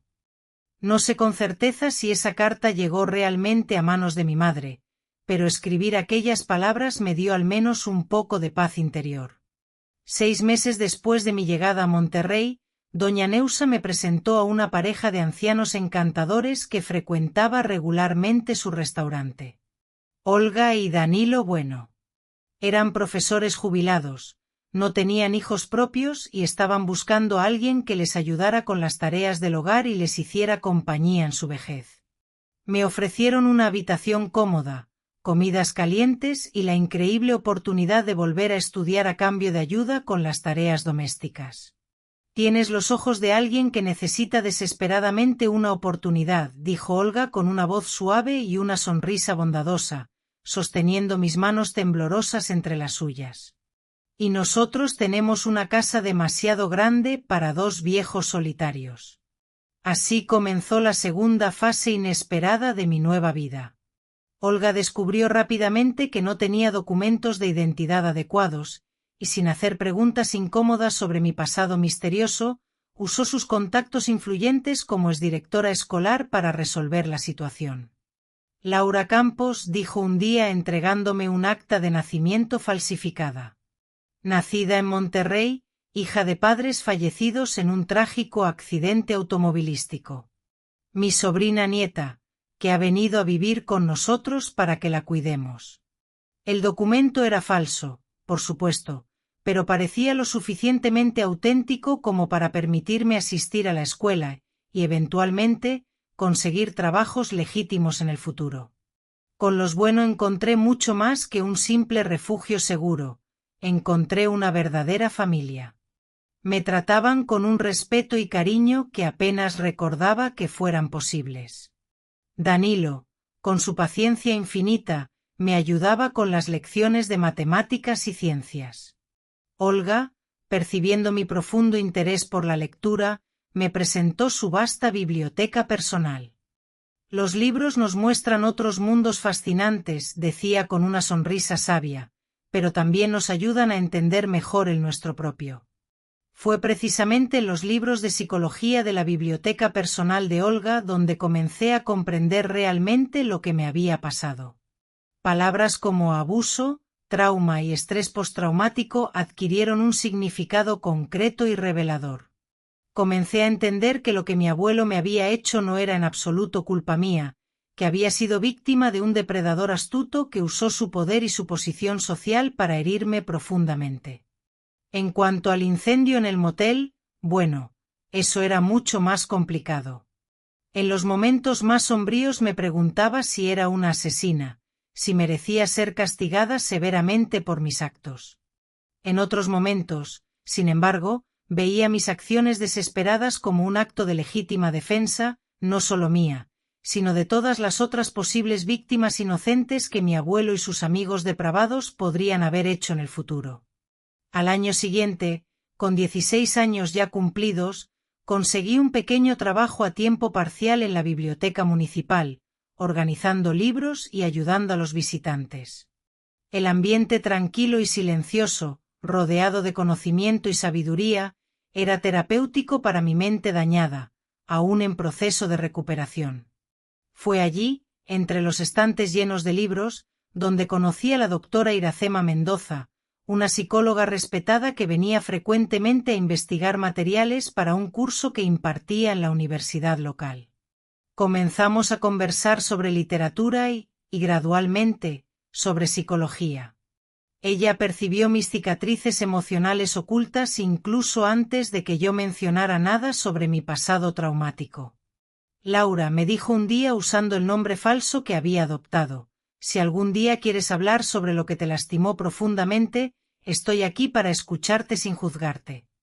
A veces, cargar ciertas historias sola es un peso demasiado grande para una persona. Inicialmente me resistí con todas mis fuerzas. El miedo constante a ser descubierta, juzgada o incluso arrestada por el incendio me paralizaba por completo. Pero poco a poco, en conversaciones cautelosas y llenas de rodeos, comencé a hablarle sobre una amiga que había sufrido abusos terribles y que había buscado una salida drástica para escapar de su infierno personal. La doctora Iracema entendía perfectamente mi juego, pero respetaba mi ritmo lento y mis disfraces ingeniosos. Esas conversaciones fueron mi primera experiencia con la terapia. Aquí está la traducción y adaptación del texto al español, siguiendo las instrucciones proporcionadas. Aunque de manera informal y encubierta, sembraron la semilla de lo que con el tiempo se convertiría en mi vocación. Al cumplir los 18 años, gracias al apoyo incondicional de los Bueno y a una beca parcial, logré ingresar a la carrera de psicología en la prestigiosa Universidad Autónoma de Nuevo León. Mi propia experiencia personal me había revelado el poder transformador que reside en la comprensión profunda de la mente humana, tanto la del agresor como la de la víctima, dos caras de la misma moneda. Anhelaba fervientemente utilizar ese conocimiento adquirido para brindar ayuda a otras personas que, al igual que yo, cargaban con heridas invisibles, cicatrices que no se ven a simple vista, pero que pesan en el alma. Durante mi segundo año en la universidad, un suceso inesperado irrumpió en mi vida y lo cambió todo, una vez más. Un día, al regresar a casa después de una intensa jornada de clases, me encontré con una mujer desconocida conversando animadamente con Olga en la sala. Al entrar, ambas mujeres se callaron repentinamente y la visitante se levantó, temblando visiblemente, denotando un nerviosismo palpable. Luisa, con la voz entrecortada por la emoción, me preguntó, ¿de verdad eres tú? Era mi madre, a quien creía perdida para siempre. En ese instante, mi mundo pasado y presente chocaron de manera abrupta, generando un torbellino de emociones. Mi madre, más dulce que nunca, aunque con el rostro marcado por el paso del tiempo, más delgada de lo que la recordaba, me había encontrado después de casi 5 largos años de búsqueda incansable. Había recurrido a detectives privados, publicado anuncios en periódicos e incluso consultado a videntes, aferrándose a cualquier esperanza que pudiera conducirla a mí. Según me confesó más tarde, nunca se había rendido en su empeño por encontrarme, ni siquiera por un instante. El reencuentro fue un momento cargado de intensidad y complejidad, un torrente de abrazos, lágrimas y explicaciones a medias, palabras que intentaban llenar el vacío de tantos años de ausencia. Olga, percibiendo la delicadeza y la magnitud de la situación, nos brindó la privacidad necesaria para procesar nuestras emociones. Sabía que después tendríamos mucho tiempo para hablar y aclarar todas las dudas. Cuando finalmente nos quedamos a solas, mi madre tomó mis manos entre las suyas y con voz suave pero firme, me dijo, «Hija, sé lo que pasó. Sé lo que tu abuelo te hacía». El impacto de sus palabras me dejó completamente sin aliento, incapaz de articular una respuesta. ¿Cómo podía saberlo? La pregunta resonaba en mi mente como un eco. Después de que desapareciste y después de lo que ocurrió en el motel, después del incendio, la policía investigó a fondo todo lo sucedido. Encontraron evidencias contundentes, fotografías reveladoras, cuadernos llenos de anotaciones perturbadoras e incluso vídeos que confirmaban mis peores sospechas. Tragó saliva, visiblemente afectada por el recuerdo de aquellos horribles descubrimientos. Otros hombres involucrados en la red de abuso fueron arrestados y llevados ante la justicia. Había otras víctimas además de ti, niñas de otras ciudades que también habían sufrido a manos de esos monstruos. La revelación me golpeó con la fuerza de un rayo, destrozando la frágil imagen que había construido de mi pasado. No había sido solo yo, no era una historia aislada. El horror era mucho mayor y más extendido de lo que jamás había imaginado. La policía, después de una exhaustiva investigación, concluyó que el incendio había sido accidental, causado por materiales inflamables almacenados de manera incorrecta durante la remodelación del motel. Mi madre continuó hablando, con la voz cargada de alivio. Nadie sospechó de ti, hija. Nunca fuiste considerada una sospechosa. En ese preciso instante, un peso enorme que había cargado sobre mis hombros durante años comenzó a disiparse gradualmente, como si una fuerza invisible lo estuviera liberando. Ya no era una fugitiva, una incendiaria buscada por la justicia. Era simplemente una sobreviviente que había encontrado un camino para reconstruir su vida, para sanar sus heridas y seguir adelante. Mi madre y yo conversamos durante horas, compartiendo recuerdos, emociones y experiencias. Me contó que Elena y Teodoro estaban bien, que después de todo lo sucedido, habíamos recibido una indemnización sustancial del seguro del motel y otros negocios de mi abuelo. Dinero sucio, dijo con amargura, pero decidí usarlo para algo bueno, para tratar de reparar el daño que tu abuelo causó. Con ese dinero, abrió una casa de apoyo para mujeres y niños víctimas de violencia en la Ciudad de México, un refugio seguro donde podían encontrar ayuda y esperanza. Esa revelación me llenó de un orgullo inesperado. Mi madre, a quien temía haber abandonado a su suerte, había encontrado fuerza y propósito en medio de la tragedia, transformando el dolor en una herramienta para ayudar a otros. Al final de aquel día, me enfrenté a una elección difícil, un dilema que me atormentaba. Debía continuar con mi vida como Laura Campos, la estudiante de psicología con un futuro prometedor en Monterrey, o debía volver a ser Luisa Fernández, la sobreviviente que podría finalmente confrontar su pasado sin miedo y reclamar su identidad. Finalmente, elegí un camino intermedio, una solución que me permitiera reconciliar mis dos identidades. Continué mis estudios como Laura, ya que todos mis documentos académicos estaban a ese nombre, pero restablecí el contacto regular con mi familia, quienes comenzaron a visitarme periódicamente. Olga y Danilo, quienes se habían convertido en mis padres adoptivos no oficiales, abrazaron esta ampliación familiar con la generosidad y el cariño que siempre los había caracterizado. Cuando me gradué en psicología a los 23 años, 4 personas aplaudían orgullosamente entre el público, llenando el teatro con su alegría y apoyo. Olga, Danilo, mi dulce madre y mi hermana Elena, quien había seguido mis pasos y también estudiaba psicología. Fue en mi tesis de licenciatura, titulada Resiliencia y Reconstrucción, Caminos para la superación del trauma severo, donde finalmente enfrenté mi propio pasado de manera académica, aunque de forma indirecta. Aunque el trabajo no mencionaba mi historia personal de manera explícita, cada palabra estaba imbuida de mi propio viaje, de mi experiencia de resurgir de las cenizas y reconstruir mi vida.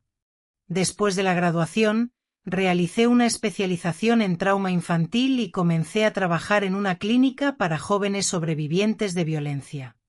Mi experiencia personal me brindaba una sensibilidad especial para identificar las señales sutiles de abuso que muchos profesionales pasaban por alto, para entender los silencios y las metáforas a través de las cuales los niños traumatizados intentaban comunicar su sufrimiento. A los 30 años, ya establecida como una psicóloga respetada en mi campo, tomé otra decisión importante que marcaría mi vida. Me mudé a Valle de Bravo, en el Estado de México, una pequeña ciudad encantadora donde nadie conocía mi historia, pero que quedaba a una distancia razonable tanto de Monterrey como de la Ciudad de México, lo que me permitía mantener contacto con todos mis seres queridos. Fue en Valle de Bravo donde conocí a Leopoldo, un profesor de historia de la escuela local, un hombre viudo con 2 hijos pequeños. Nuestra relación creció lentamente, construida sobre la base de una amistad sólida y un profundo respeto mutuo. Cuando me propuso matrimonio, un año después, me enfrenté a mi último gran desafío, el momento de contarle la verdad sobre mi pasado, de revelarle los secretos que había guardado durante tanto tiempo. Una noche de invierno, sentados frente a la chimenea de su casa, le narré toda mi historia, desde el principio hasta el final. El abuso, el incendio, la huida, la identidad falsa, la lucha por la reconstrucción. Al terminar de hablar, estaba temblando, sintiendo que había arruinado cualquier posibilidad de un futuro juntos.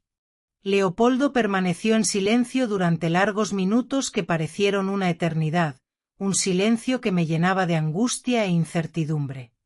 Entonces, simplemente tomó mis manos entre las suyas y me dijo: Luisa o Laura, el nombre no importa. Lo que importa es la mujer fuerte, compasiva y extraordinaria en la que te has convertido. Esa es a quien amo. Nos casamos el verano siguiente en una ceremonia pequeña e íntima que reunió a mi familia de sangre y a mi familia elegida, a todos aquellos que me habían brindado su amor y apoyo incondicional. Me convertí en madre de los hijos de Leopoldo, Renato y Camila, y más tarde tuvimos nuestra propia hija, Olivia, a quien bautizamos en honor a Olga, quien ya había fallecido, pero cuyo legado de bondad y sabiduría yo quería perpetuar. A lo largo de los años, continué mi trabajo como psicóloga, especializándome cada vez más en trauma infantil y abogando por políticas de protección a la infancia.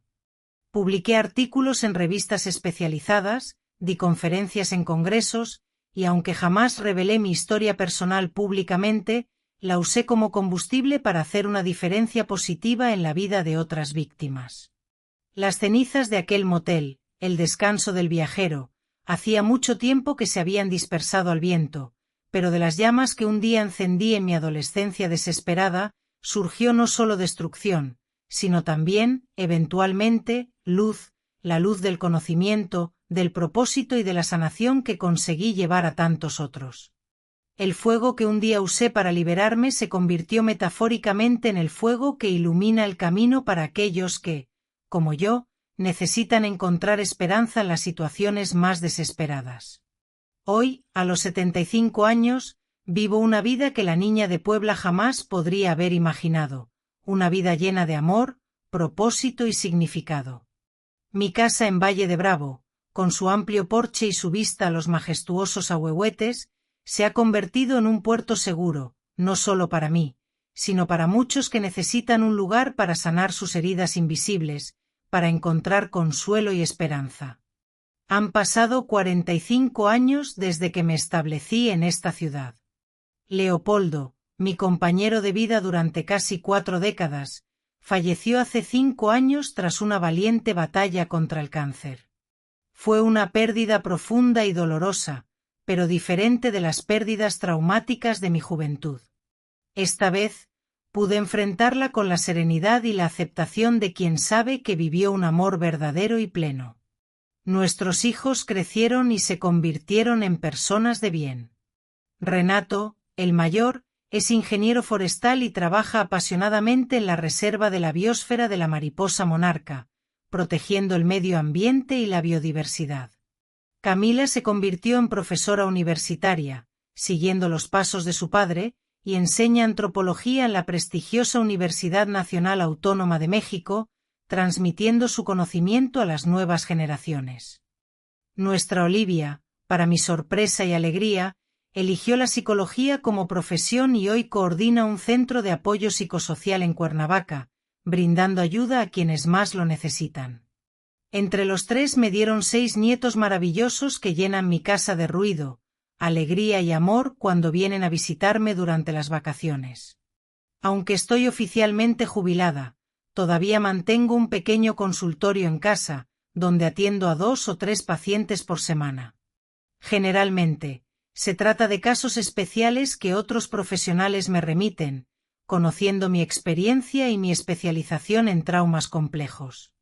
Son principalmente adolescentes y jóvenes adultos que sufrieron abusos o violencias similares a las que yo enfrenté en mi juventud. Cuando estos jóvenes llegan a mí, con la mirada baja, los hombros encorvados, cargando fardos demasiado pesados para su edad, veo reflejos de la niña que fui, de la adolescente traumatizada que luchaba por sobrevivir. Y cuando, después de meses o años de terapia, veo a estos mismos jóvenes enderezar la postura, encontrar su voz y comenzar a reconstruir sus vidas, siento que el ciclo se completa, que mi propio sufrimiento tiene un propósito. El dolor que un día me consumió por completo, ahora alimenta la sanación de otros, transformando la tragedia en esperanza. Mi rutina diaria es tranquila y estructurada, algo que valoro inmensamente después de los años de caos e incertidumbre de mi juventud, cuando la vida parecía estar siempre al borde del precipicio. Despierto temprano con el primer canto de los pájaros, que llenan el aire con su melodía. Hago una caminata ligera por el vecindario, saludando a los vecinos que ya conocen bien a la doctora Laura, como todavía me llaman profesionalmente. Regreso a casa para preparar el desayuno con calma, disfrutando del proceso, generalmente acompañado por la lectura del periódico local o un buen libro. Las mañanas están dedicadas a mis pocos pacientes, o cuando no hay consultas, a la escritura de mi segundo libro sobre enfoques terapéuticos innovadores para sobrevivientes de traumas infantiles. El primero, publicado hace 10 años, se convirtió en una referencia fundamental en muchas universidades y centros de investigación. Las tardes generalmente las reservo para mi trabajo voluntario en el albergue Nueva Esperanza, una institución que ayudé a fundar hace 25 años para niños en situación de vulnerabilidad, niños que han sido abandonados, maltratados o que viven en la calle. Allí, además de ofrecer apoyo psicológico individual, organizo talleres de arteterapia y círculos de conversación donde los niños pueden expresar sus sentimientos y emociones en un ambiente seguro, acogedor y de confianza. Mi conexión con mi familia biológica se mantuvo fuerte a lo largo de los años. Mamá, mi querida Dulce, nos dejó hace 8 años, a los 91, después de una vida dedicada a la protección de mujeres y niños vulnerables, un legado que perdura hasta el día de hoy. Su casa de apoyo, la Ciudad de México, se expandió a 3 unidades y se convirtió en una ONG respetada a nivel nacional, un faro de esperanza para aquellos que más lo necesitan. Elena, mi hermana, asumió la dirección tras la partida de mamá y continúa el trabajo con la misma dedicación, siguiendo sus pasos con valentía y determinación. Teodoro siguió la carrera de Derecho, especializándose en Derecho Familiar, y es hoy un juez respetado en la Ciudad de México, siempre atento a los casos que involucran abusos y violencia doméstica, luchando por la justicia y protegiendo a los más vulnerables. Nos reunimos al menos una vez al año, generalmente en Navidad, alternando entre nuestras casas, creando recuerdos inolvidables. En estos encuentros familiares, las historias del pasado doloroso raramente salen a la luz, no por tabú o negación, sino porque aprendimos a honrar nuestro camino, a reconocer el dolor que hemos superado, sin dejar que defina nuestro presente ni dicte nuestro futuro. Preferimos celebrar nuestros logros, nuestras familias, el bien que conseguimos extraer de las cenizas de la tragedia, transformando el dolor en esperanza y la oscuridad en luz. Mi casa en Valle de Bravo refleja la persona en que me he convertido a lo largo de los años. Acogedora, pero organizada, con espacios definidos para cada actividad, donde la armonía y la tranquilidad son la norma. Mi consultorio tiene paredes en tonos suaves de verde, que transmiten calma y serenidad, sillones cómodos donde mis pacientes pueden relajarse y estanterías repletas de libros y pequeños objetos terapéuticos, cajas de arena, muñecos, materiales de arte que utilizo en mis sesiones. En la sala predominan las fotografías de familia y los regalos hechos por mis nietos, dibujos enmarcados, pequeñas esculturas de arcilla, una colcha de retazos cocida con amor por mi nieta mayor. La habitación que era de Leopoldo la mantuve intacta durante casi un año después de su partida, hasta que entendí que preservarla de aquella forma no era saludable, que me impedía seguir adelante.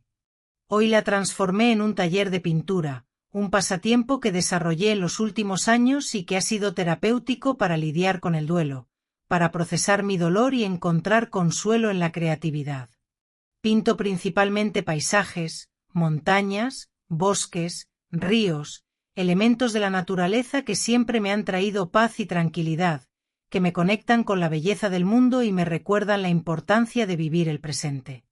Los recuerdos del pasado aún surgen, por supuesto. Hay momentos en que un olor específico, una frase dicha de cierta manera o un sueño particularmente vívido me transportan brevemente de vuelta a aquella cabaña número 5, reviviendo viejos temores y angustias.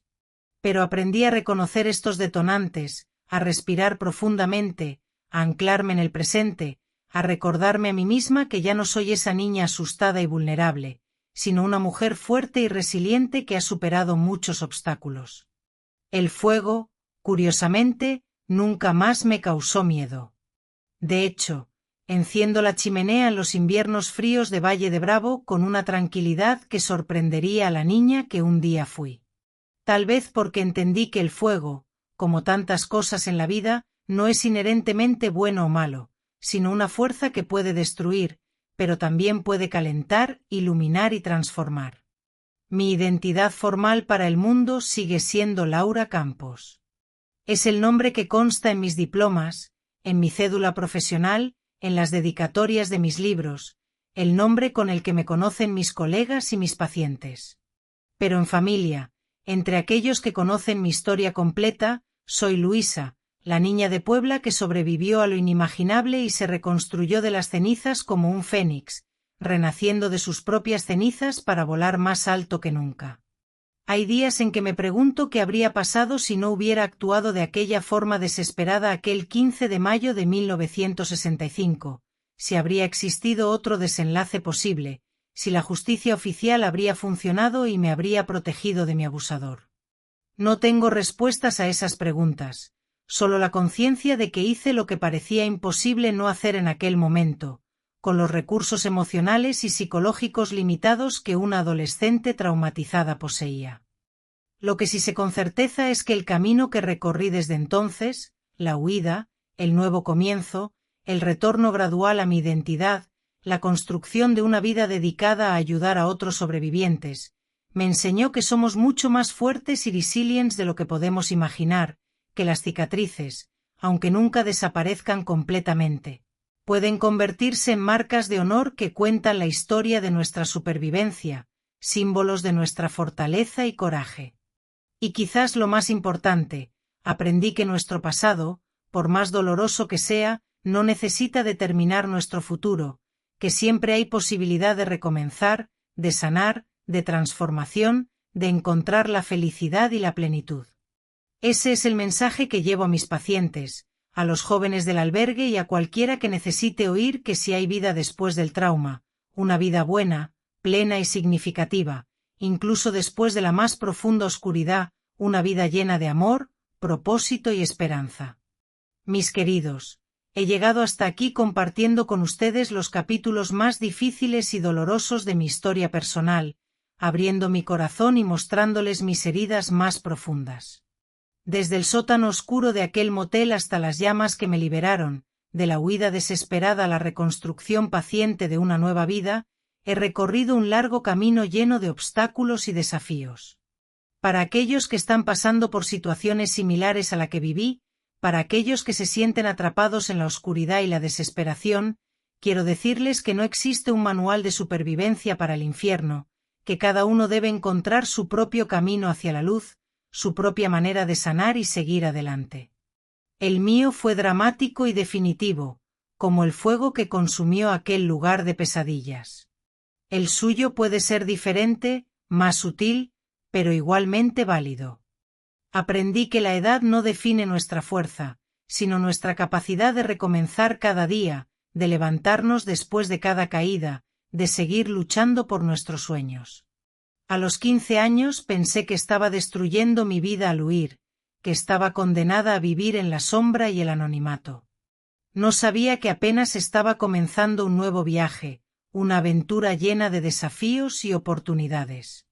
Mis arrugas son mapas de supervivencia, marcas de honor que cuentan la historia de mi lucha y mi victoria.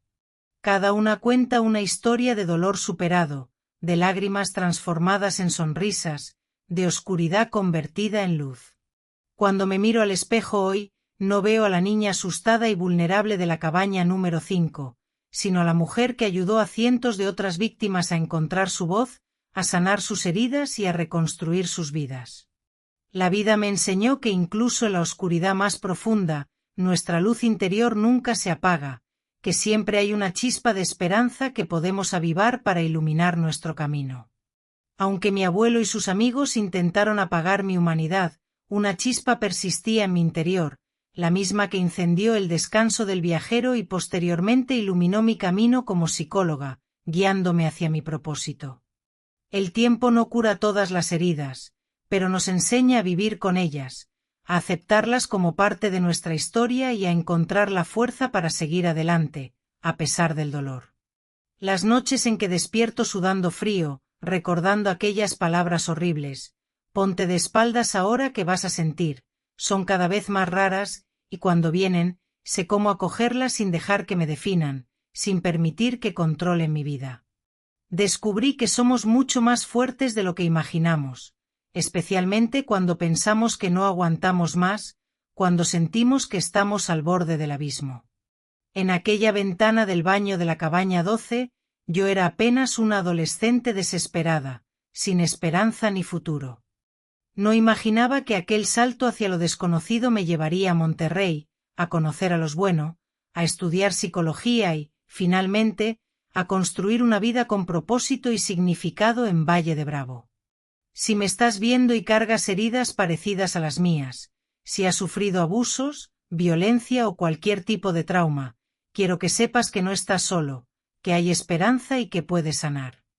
En cada lugar hay personas como doña Neusa, Olga, Danilo o la doctora Iracema, almas buenas dispuestas a extender la mano cuando más lo necesitamos, a brindarnos su apoyo y comprensión incondicional.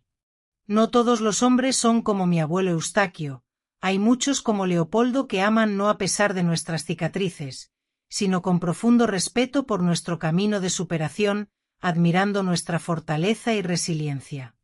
Mis queridos, antes de despedirme, tengo un pedido del corazón, una solicitud especial para aquellos que han llegado hasta el final de mi historia. Si mi relato te tocó, si te conmovió y te inspiró, te invito a que te inscribas en mi canal ahora mismo y actives la campanita para recibir notificaciones de mis próximos vídeos.